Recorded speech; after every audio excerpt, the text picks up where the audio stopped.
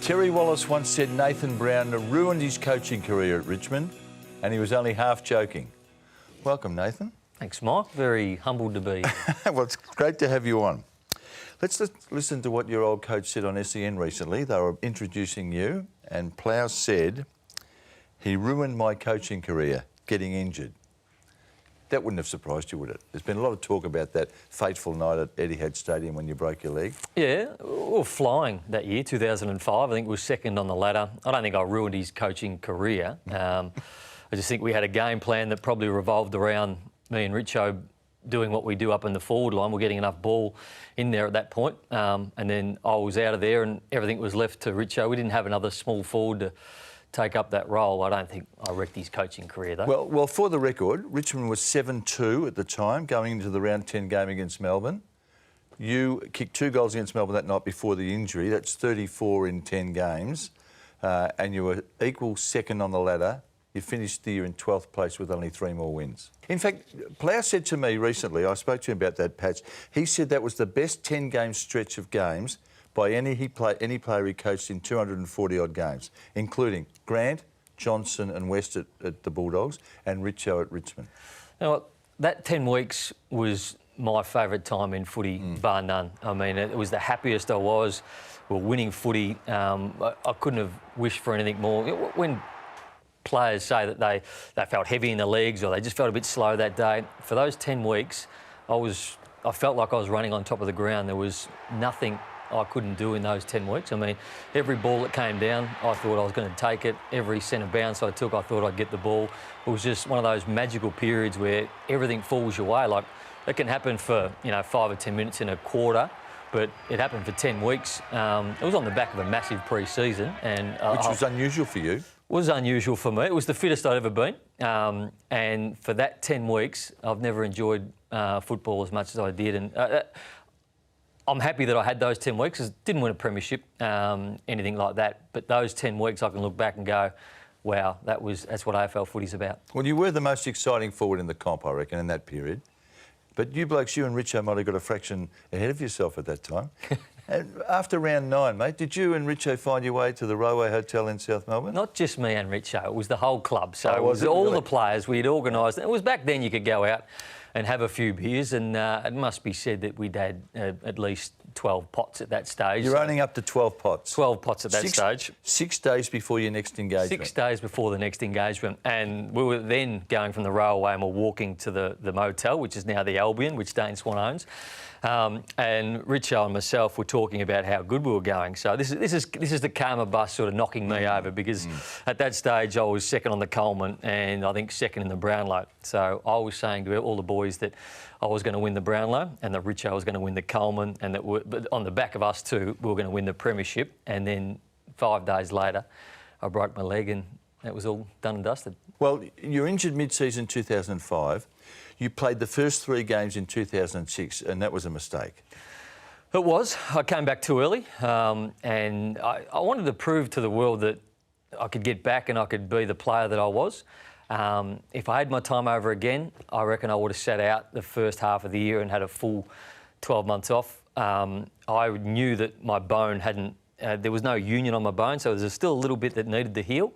And I thought I could get through. I thought I could play through the pain, but I couldn't. And it was affecting my lateral movement, which was probably my greatest strength as a footballer, being able to move laterally in and out of trouble and get to a ball quicker than others. And I reckon in that period, I made mistakes. I probably overruled the fitness staff and the doctors to say that I'm right to go, I'm ready. And those first 3 weeks of 2006 were probably set me back a long time, and I don't think I was ever the same player again. Did you ever get close to the form of the first half of 2005? No. The 2007 pre-season, I did the full pre-season and felt really good. So 2006 was a wipeout in the end. I only played 9 or 10 games. Did the full pre-season. We played a practice match up in Mildura against Collingwood, and I kicked 5 that day and played through the middle as well. And I felt that I was as good as what I was. I felt fit, felt confident. It was the last practice match before round 1. And you might remember we were going through a drought at that stage and the grounds were really, really dry. I remember sitting down in the rooms after the game and I felt where my leg was broken, it was a lot of pain. So I thought I better ice that. I haven't had pain in that since, early last year. So I iced it. Ended up on crutches the next day, went and got scans when we got back to Melbourne, and I had a stress fracture just above where I'd broken my leg, and then missed the first 11 games of 2007, and then I never got back to anywhere near where I was after that. It was the initial injury when Matty Whelan fell across your leg was one of the most sickening incidents that any of us would have seen on TV or at the game. Have you watched it? Or did you try to avoid it? I mean, Terry Wallace has never watched it and refuses to. Yeah, I've watched it many times. Every now and again, my mates will send me a text with the footage to it. So I can watch it. It's still raw. I mean, it's still... I look at it and I see how much pain it was and how much recovery it was. But then again, I was lucky to play as much footy as I did. That slowed me down. But it was just at a point where I reckon I was playing my very best footy. I reckon I wasted a bit of my talent in my early days by being lazy and not doing the right things. And I reckon that period of 3 years leading up to that, I'd trained really hard to get where I was, and I was playing some really serious footy. Those first 10 weeks of 2005, I reckon I was probably the most influential player in the AFL, or probably, I mean, Michael Voss was playing, Buckley was playing, these amazing players, but I don't think anybody was having the influence I was having in those first 10 games, and to have that cut down and then not go anywhere after that, it's a bit disappointing, but it was great to have those 10 weeks as well. Nathan, when you were being carried off Etihad with the broken leg, and it was just such an horrific sight, you seemed remarkably calm, stoic even. It's a good word, stoic. Oh, yeah. Thank you. Thank you. A lot of my mates think that was my greatest moment of showing courage. I must admit, it hurt unbelievably as soon as I did it. Like that first 2 minutes when you snap your leg, as you'd imagine any person who snaps a bone, it just hurts. What the doctor told me is then your body takes over shock, and I guess you're in shock a little bit, and for some reason it masks the pain. And I must admit, I wasn't in a lot of pain on the stretcher going off, and I didn't have that green thing until I got in the ambulance, so I hadn't had any painkillers. The green thing is the morphine stick. The morphine, right? the hillbilly heroin. Yeah. I didn't get that until, I'll tell you what, when I got in the ambulance, I was feeling good. I was on the phone texting people. But the moment where I went into the rooms and the doctor, who was Dr. Greg Hickey, said, so the bones that overlapped, so they'd broken, but then they'd overlapped. So probably 6 or 8 inches shorter was my right leg. Really? And he had to actually pull the leg and realign the bone, because if it stays like that for too long, you can complications of being amputated and all that sort of stuff. And when he pulled that leg, I've never ever felt pain like that. And I reckon I shed a tear at that point, and then got into the ambulance, got the sucker, and but it was just the surgeon said it was one of the worst broken legs he's seen. It was like a car accident victim. He goes, he'd seen broken legs on footy fields where it just snaps and, you've got 4 pieces of bone, 2 and 2. He goes, yours was shattered. There was bits and pieces everywhere. He goes, it was like somebody had hit you in a car. Gee. Take us back to the start when you arrived at the Bulldogs, Nathan. Long-haired boy from Bendigo, full of confidence. You're a cheeky bugger, weren't you? I was. I turned up in no fit state to be an AFL player, I don't reckon. I was...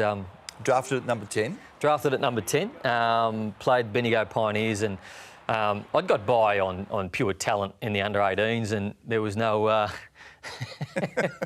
That's one of the great crops. I wish my hair was still thick enough to pull that off. But, it was an eye-opener. I was a kid from Bendigo who his mum had done everything for him, and to go down in AFL world and be competing against Liberatore, Ramiro, Danny Southern was at the footy club, Matthew Dent, all these hardened men who were 27, 28, 29. It was a massive wake-up call for me.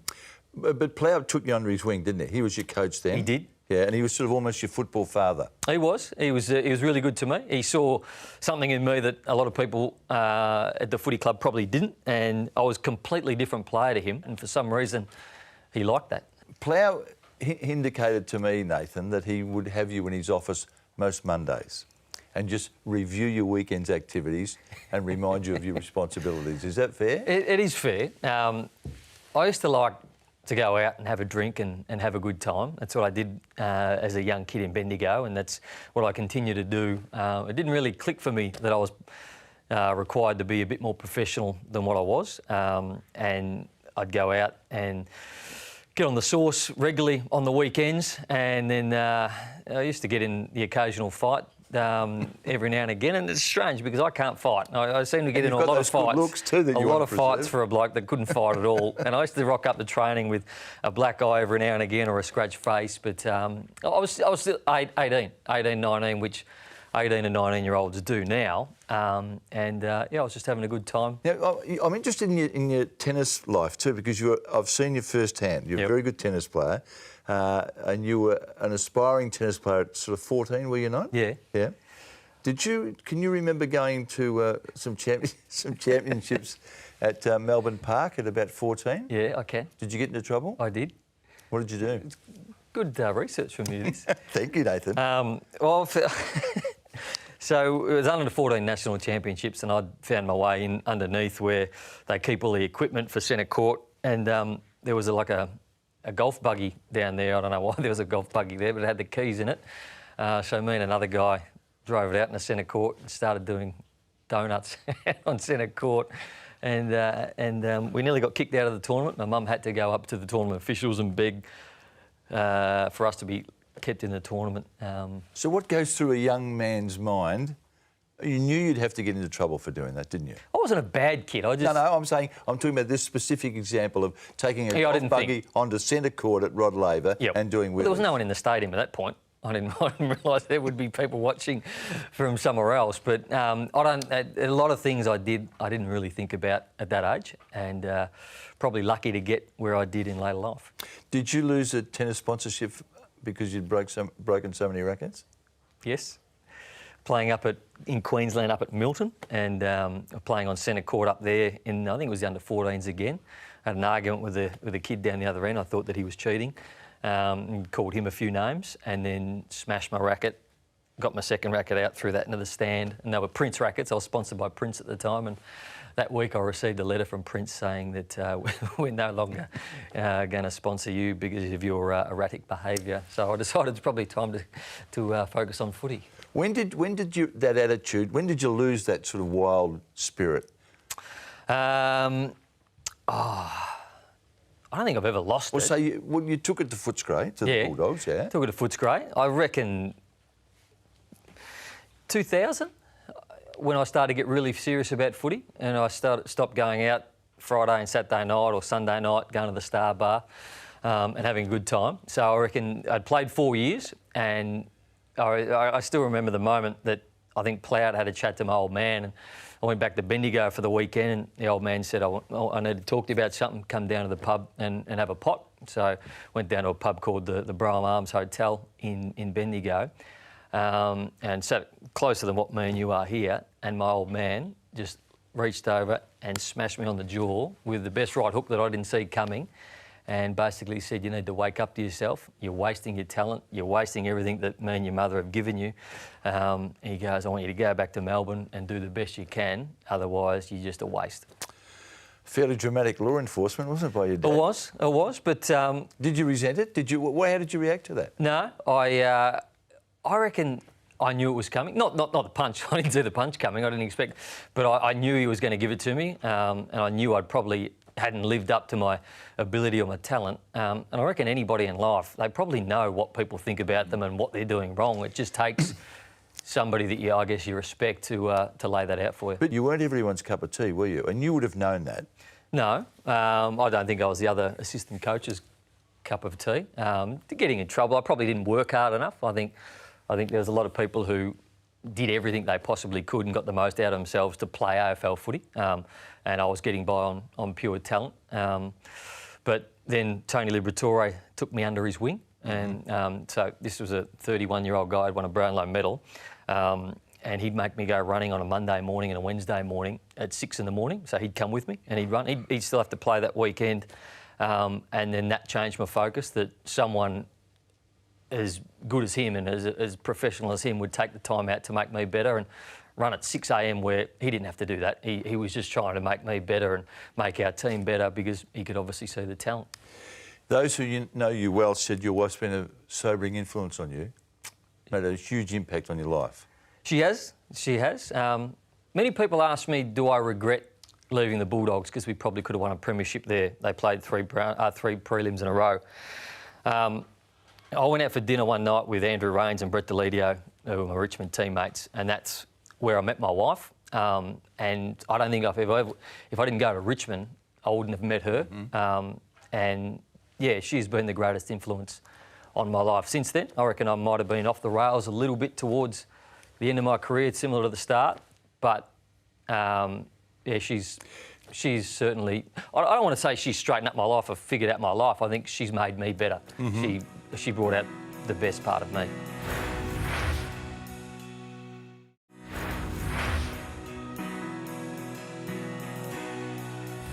You mentioned drugs before. Yep. Do you remember me coming to interview at your your house? I do. And there was a crushed white substance in the bathroom. And it was Panadol. It was Panadol. I didn't accuse you of anything. I'd have been at training and I'd had some Panadol, and it gets down to the bottom of your toiletries bag, and I was cleaning up as you were coming in, and the white powder did fall out into the bathroom, so I was worried that you might have thought that I'd been racking up lines of cocaine in the bathroom. Did you? You were worried enough to ring me at work, weren't you? I was, yeah. You don't want anybody to think that that's the sort of thing you get up to. Well, you know, people of my age wouldn't know anyway. I wouldn't have known what it was. I was surprised it was still there. Very good. Now, your on-field behaviour, I mean, look, I don't want this to sound like we're just smashing you about the way you lived your football career, because you were an outstanding player. There was no question about it. And I love watching you play. But I remember there was a game against Geelong when you kicked 7 goals. Do you remember this game? Yes. Optus Oval? Some of your celebrations after goals, one of which apparently, according to the Geelong blokes, just sparked them into action. Right. And they ended up winning the game. Yeah, about 10 minutes into the third quarter, I drove one off the pack and ran into an open goal. Like, there was no one between me and 50, and it was just one of those things, like you asked me, why did I do silly things? I don't know. I was running into an open goal, and for some reason I put the ball above my head and ran 10 metres with the ball and kicked it through. I mean, I was a 20-year-old, 19-year-old, and I just kicked 7 goals in 2.5 quarters, and I was pretty happy. I was pretty happy with myself. And, yeah, if that did sting them into action, I mean, good for them. But we ended up losing that game, and certainly I wasn't the favourite of the president or the coach that night. What did they say? Just that we don't want you to act like that. We don't want you to be a lair. I mean, maybe last 5 minutes of the game when the game's sewn up, not probably when the game's on the line. So. Was that fair? Did you take that on the chin? That was internally. Publicly, Plough backed me, as he always did. So, yeah, internally. Yeah, copped it on the chin. Didn't learn too much from it, though, I would have thought. Because I did it against North Melbourne a couple of years later. Did you really? And David King actually came up to me and he said, because I held the ball out to David King and ran him an open goal, and he came up and started bumping me with that big chest he's got. He's going, that's going to come back to haunt you. I said, not today, Kingy, we're 26 points up. And we lost again. Talking about your antics, let's go back to the year 2000. Yep. The Doggies played Brisbane in an elimination final at the Gabba. The Lions won. The next morning, you were seen in the gloom trying to swim the Brisbane River. Do you remember that? I do. It wasn't the next morning, it was part of that night.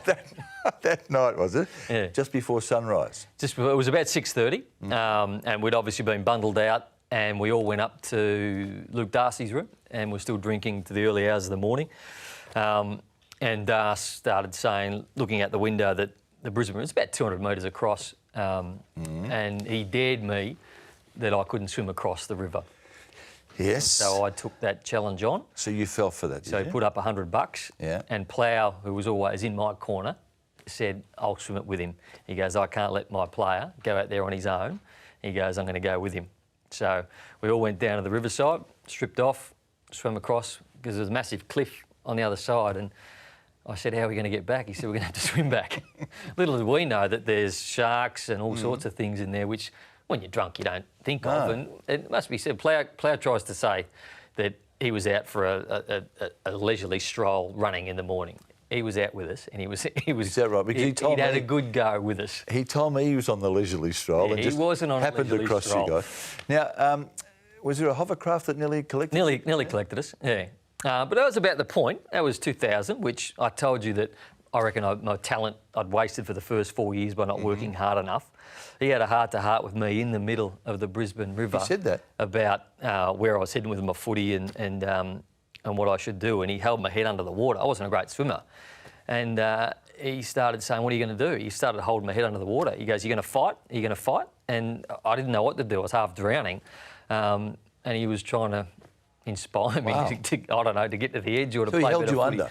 Next year, he dunked me under. To hammer the message home? Hammer the message home that I needed to work harder. Why did you leave the Bulldogs when you'd had 2 50-goal-plus years in a row and suddenly you're gone? I mean, I know they weren't high on the ladder, but did you not see a bright future for them? Yeah, we finished out of the 8s in 2002 and then we finished on the bottom in 2003. Peter Rhoda came in as the coach. Not that I had a different opinion with Rhoda. I just thought that we could be doing things better. And then Campbell Rose had come in as the CEO of the footy club, and I didn't get along with him. I don't think many people got along with Campbell Rose. And the contract negotiations were happening, and Campbell Rose was sitting there going, well, this is what we're going to offer you. We're not going to offer what it was? Yeah, we're not going to offer you any more. We're not going to offer you a cent more. There was nothing outside of football. So the offer back then was $325,000 a year, and I was already on that. $325 a year? And it was the same as what I was on previous. That's not bad money, Nathan. But then you've got other clubs offering things outside of football, introducing the business interests, property deals, all sorts of things. So on one hand, these guys are looking after me and trying to offer me the world, whereas the club where I'd been for many years had just brought this new guy in and he was ruling with an iron fist going, well, this is what you're going to play for and this is what the offer is. If you don't like it, piss off. So I said, well, I will. I will. Now, so you go to Richmond and inevitably, some people would say, Plough ends up at Richmond as your coach. Yep. You helped lure Plough to Richmond, didn't you? Yeah, at that time there was Plough, there was Alistair Clarkson available. So we went into Plough's house, myself, Wayne Campbell and Kane Johnson, just laid out where we think the footy club, what players we think could take us forward, and we asked him his opinions because I think he was still deciding. Hawthorn were chasing him as well. We just laid out where we thought the footy club was, and then he decided to take us on, which at the time was amazing. We thought, how good's this? And for the first half of his first year, when we were 7-2, I remember he had a simple theory. He goes, if we don't win it in the middle, he goes, we want to win it in the middle, contested footy, win the ball, go forward. If we don't, we want to get it at half back, defend, and then you've got the biggest part of the ground to run laterally, because he was very big on handball running, handball receives. And then as soon as we get past the middle, you're focusing in the forwards. It was a very simple game plan, which served us really well for the first half of the year. After I broke my leg, the game plan changed and everything started to fall apart. It ended badly for Plough at Richmond. It did. I suspect he's probably a better coach than his public image would suggest. Do you agree with that? Yeah, I totally agree. To take Richmond, who we finished on the bottom in 2004, to be flying at the midpoint of 2005, the wheels fell off a bit. And then towards the end, I think the game changed. Paul Roos was the new coach, and it had become a lot more defensive. Alistair Clarkson was new coach at Sydney. New coach at Sydney, and the better sides were now playing this lockdown defensive game plan, where Plough had always been the open attacking. We're better than you at running, we're better than you at skills, and he tried to change, but I reckon he was so far into the original game plan he had to change mid-year and try and do something different. I reckon the wheels fell off, and I reckon he struggled to change from the attack to defence. And I reckon by the time that we almost got it right, he'd been there 3 or 4 years, people calling for his head, and eventually made way. But I tell you what, before that, as innovative a coach as you'll ever see. In your commentary role, Nathan, if you see someone who you think their behaviour's wayward, a bit out of step, or they're a bit loose, are you critical of them? I have been a little bit in the past, but not too much, because I realise that people do need leeway. I mean, one of my favourite players is Toby Green. I love the way he goes about it. I love the arrogance that he comes with. I mean, yeah, he's been in trouble for drinking and fighting and all that sort of stuff, but I see myself in him as a young man. Good call. But as far as a footy player goes, I mean, he is going to be one of the best. Just onto your profession or your work life. You work with a betting agency. Yes. You've got 4 kids, one of whom is a boy. Are you worried about this, like most of us in the community, about the relentless attack of sort of betting agencies on the minds of young kids? There's a hell of a lot of betting companies around, and they all do the same thing. Betting used to be, well, it should be. It's a fun thing that you do with your mates, or you go down to the pub, or you go and put a quaddie on, and it's become thought of as something different because there are so many betting ads on. But I'm going to give my kids every bit of knowledge I possibly can for them to make the right decision. Am I going to say to my kid, I don't want you to gamble? No, he's going to make his own decisions. If he wants to go down to the pub with his mates and put a quaddie on, I mean, I'm not going to say not to. I think it's part of the Australian culture to have a punt. But that's not what you blokes are doing. You're not targeting someone who goes down to the pub and puts the odd quaddie on. You're not interested in them. We're interested in all types of punters. We are the market leader. Sportsbet are the market leader at responsible gambling. We put together responsible gambling ads, everything we possibly can. We are the market leader, and I'm happy to stand by that. It doesn't sit uncomfortably with you, though, the fact that you're a father of 4 and you work in the gambling industry? No, it doesn't. No. That's my decision, the decision I take on. And when I took the role on with Sportsbet, my wife brought up that very same thing. She said, is there a stigma attached to gambling? And of course there is a stigma. There's some people that don't like gambling and there are other people that do. I hope to give my kids the education that when they make their decisions, they make them for the good of themselves. You're not unhappy with anything you've done, are you? I mean, it seems to all sit okay with you. Yeah. It's just part of your life. I don't genuinely care what people think about me or if I've done something silly or what sort of player I was, but I didn't win a premiership. That's the one thing that really irks me. I mean, when I walk into a room and there's premiership players, or I come here to Fox Footy, or I go to Triple M and there's players who've won premierships, that irks me. And every day I think about, well, not every day, but a lot of the times I think about, I would have loved to have won a premiership. That's what you play footy for. And that's the one regret I do have. Out of my hands, obviously. But, yeah, missed out on a premiership. But everything else, I love footy. I loved playing. Those 10 weeks in 2005, I mean, it was the greatest moment, I think. It was, as you've said, and as I testified to, that was a brilliant 10-week period. It shouldn't cover the fact that you're a very good player, both at the Bulldogs and Richmond, and the sort of player that I did like watching, even though I'm sort of considered on the moral high ground occasionally and bag players for their behaviour. I love the fact that you had that sort of spunk. It was a great career. Could have been better with a flag. Could have been. But you've got to be, and you are, you're satisfied with what you've done and you're entitled to be. I am. Thanks, Mike. Thanks, Nathan. Cheers, mate.